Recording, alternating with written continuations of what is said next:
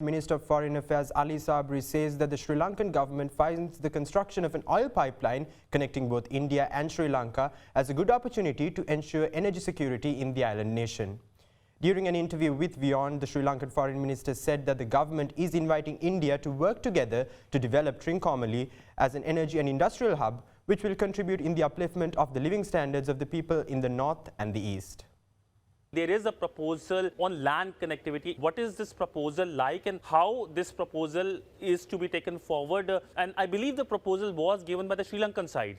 So connectivity, as you said, are different forms and shapes. But we thought on the long run, if it's really to make sense of it, like many countries and the regions which are connected each other in various parts of the world, whether in Europe or in the Northern America, or in the Middle East, or in Southeast Asia, connecting with each other could be a good opportunity. Trincomalee, there was a lot of focus on to develop and become a hub for the region. If you can elaborate on that aspect. Trincomalee is in the eastern part of Sri Lanka. That's a very important port, which is the second deepest natural port in the world. So it's a very strategically located port, and that's easier to connect with the southern part of Indian ports. So we are looking at the whole region of Trincomalee to be developed, and through that to develop the living standard of the eastern Sri Lankans and the northern Sri Lankans. In order to do that, we will, as the government of Sri Lanka, will identify several projects. In that, some of the projects which we have earmarked are for development, creating an energy hub, and to develop the tank farm jointly, and also to establish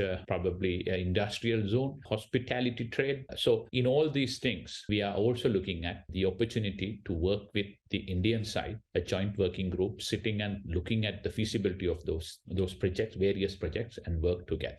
Another major announcement was the oil pipeline. How do you see this oil pipeline benefiting the people of these two countries? Oil pipeline, the idea is freely to flow the oil rather than physically carrying it through mobile applications like what is happening now through the bowsers and vehicles. So once that happens, it's become easy to connect. So the idea is our Ministry of Power and Energy working very closely on that. We have looked at the feasibility of it. We feel this is good, and this could ensure the energy security of the Sri Lankans at various points. So both countries and within the country also in Sri Lanka to connect it at various points. A standard operating procedure to be put in place regarding any kind of visits by research vessels. Last year incident was something that had remarks coming from New Delhi as well. So any plans to put in place that SOP, or has that SOP been put in place? We have finalized the SOP, and that SOP is in place, and we will share with all our stakeholders and the friends of the SOPs. We have worked on that over a period of time in line with the UNCLOS, UN Convention of Law of the Sea. We have developed that, and probably we will put that in place very soon.